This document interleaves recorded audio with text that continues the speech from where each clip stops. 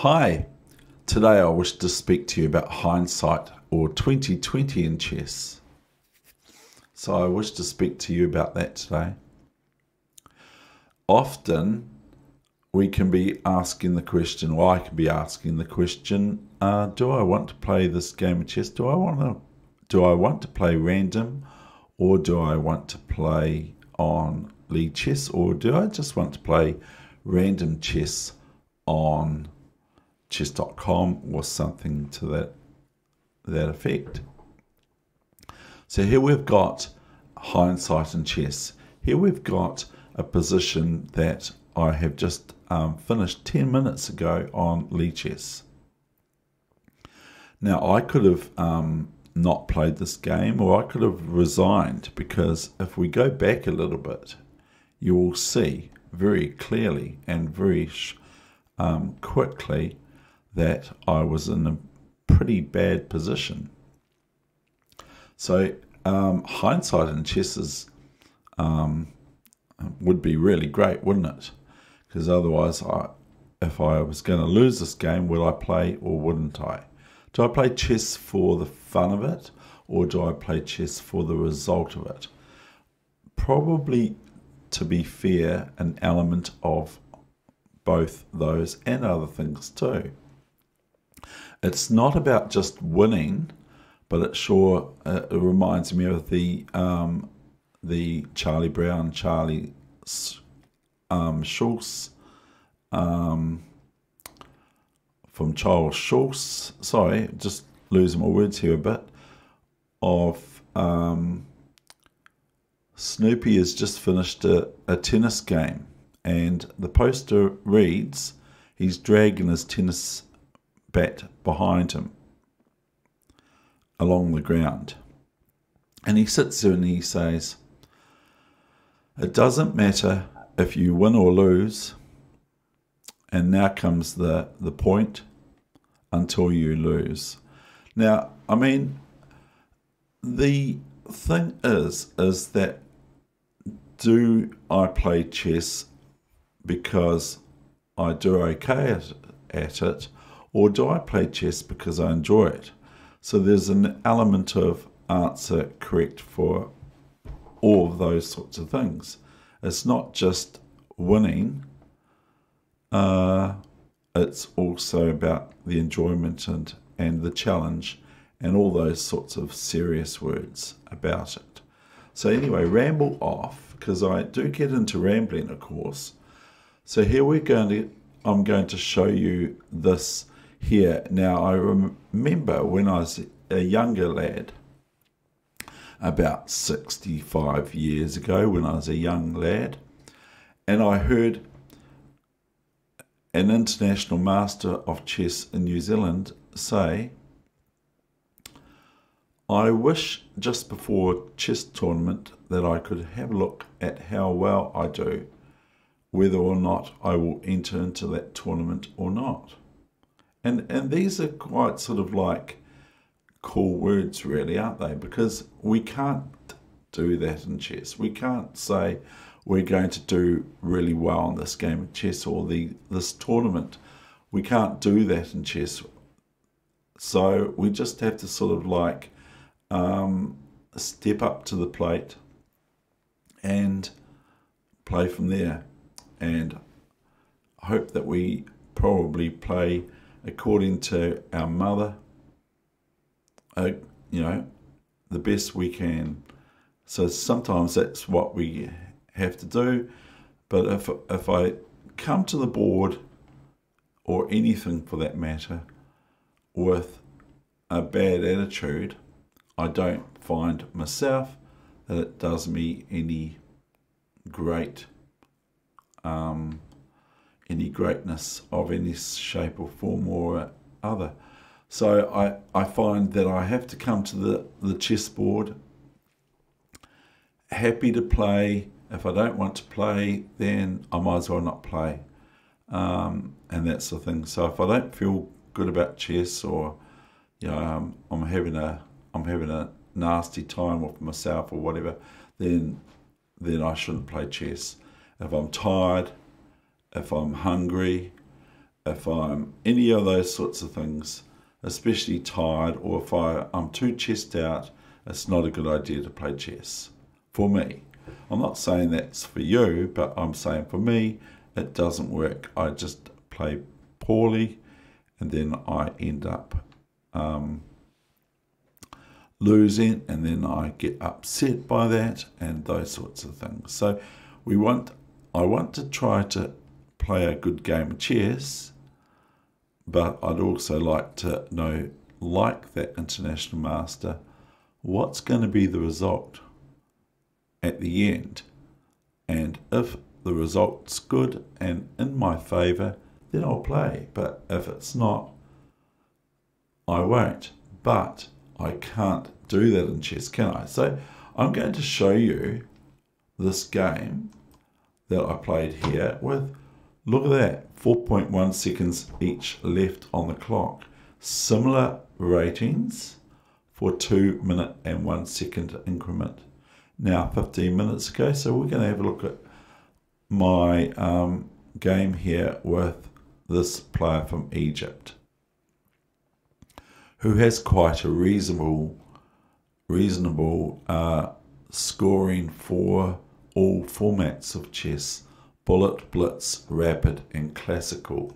So here we go. Here's this game that we can all see in hindsight, 2020 vision, that Black won this game.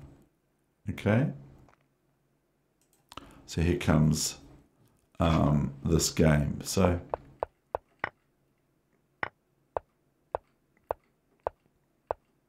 I was feeling quite comfortable already, which is not a good thing, because I'm thinking, oh, this is quite nice and finite.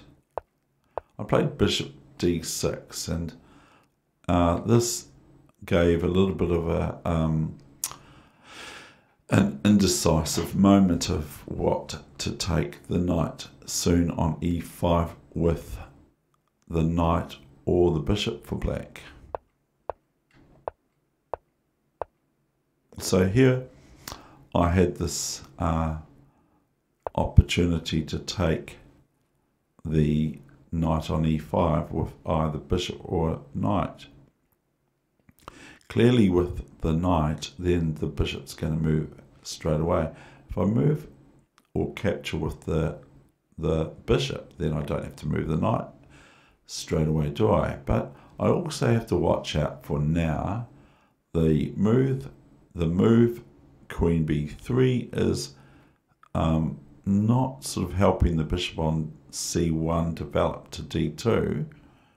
So it begs the question about how to develop this bishop on d2, because this knight's looking upon the bishop on d2 move, not a good idea.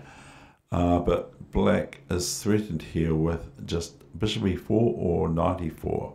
Now, after fe4, then either whichever's left can capture on e4, thereby white does not need to worry about de4 because it's queen g8 check. So white is threatening to win a pawn here. So I played here, now king h8, of course. So here's rook f3. So my opponent is coming right at me. The move of choice for white is rook h3 and knight g6 check. Maybe. So here's bishop e5. So I chose bishop e5, and not going on about this too much because it's not very good for black, the position that results.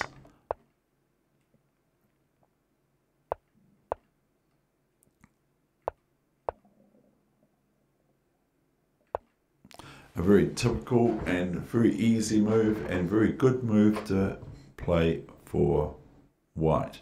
And of course, here again, white threatens to win a pawn at least with bishop e4 and knight e4. Maybe. And then rook f8, rook f8, rook f8, bishop g8. Advantage, white. So here I played rook f7, b3, and rook a f8. I'm thinking that this isn't looking too bad. I'm not sure what white is actually doing on the queen side. Maybe being a little bit too careful, doesn't need to be with me, but I'm not sure what I'm actually going to do either myself. I want to typically place pawn g5, as I quite like doing, but I don't know if that's going to be a good idea because the knight for white might be able to get into f6. So anyway, here's this knight e2 already, and guess what? I played g5, of course, and here's knight g3. And I was thinking that this is my blindness in chess, I was thinking that this knight, rook, bishop, queen were all attacking f5. That's what I was honestly thinking. There's also the threat of bishop e4 and then knight h5 to f6. Okay, so I'm wary of that for black. And thereby this dark squared bishop for white might be a menace later on. So maybe the computer might play knight takes g3 here. Although it's not exactly great, is it, the position for black? In fact, I don't think it's good at all. So moving on, I'm just showing you hindsight here. Knight c8, which is looking to, I don't know, maybe go to e7 is what I was going to do initially. So here's a major swap off of the pair of rooks ×2. Almost. I forgot. Knight f5. So that invites knight f6, of course. So queen f6 with the idea, to be honest, of rook f6. And now I was going to play queen f6, but that would not do, of course, because then I would have to meet g4. So I played queen f7. So I'm on the back foot, and I'm clearly losing this. Here comes this bishop to now defend. Good play from white. h5. Queen c1. Very scary. I'm worried about... maybe I can take that pawn now, actually. Can I take that pawn? I think I can take that pawn now. So anyway, queen c1, I'm worried about moves like queen c5, queen f8 swapping off, and thereby just having a 1 endgame. White has to be careful of e3 for their pawn on e3. So here's h4. So we're going in kind of berserk mode now.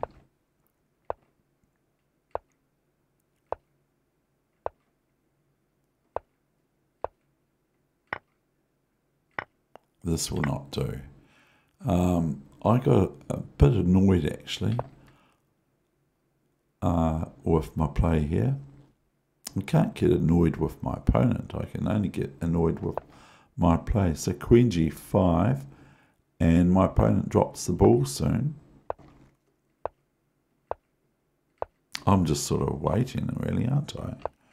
Bishop c8, this is pretty sad. Rook h4. This is a 1 game. King g8, rook f4, and here's queen g5. Now, say for instance I knew that I was going to win this, would I play it? I probably would play a bit better. I don't know, maybe I played worse. Rook g4. Now this is my golden opportunity. Here I have bishop g4. Maybe now black could be met with queen g3, which will be better than what was played. After hg4 we have queen e3, king f1, and who would know that I was going to win this game? I was lucky, and that's all I put it down to. So thank you very much for watching. I am wanting to talk about Wisdom in Chess just before I go. Wisdom in Chess, which this book is written by Lev Aptekar from New Zealand Chess, who has departed this earth. But he writes about wisdom in chess, and I heard the word about wisdom, about that it's not necessarily spoken about much anymore. Wisdom is a little bit different than knowledge or intellect. So anyway, there we go. I hope you enjoyed today's session, or this session. All the best with your chess, no matter where it's at. And please call back. I really appreciate it. I really, really do appreciate anyone who watches this chess channel that I operate here for you. Thank you very much. All the best with your chess. Bye for now.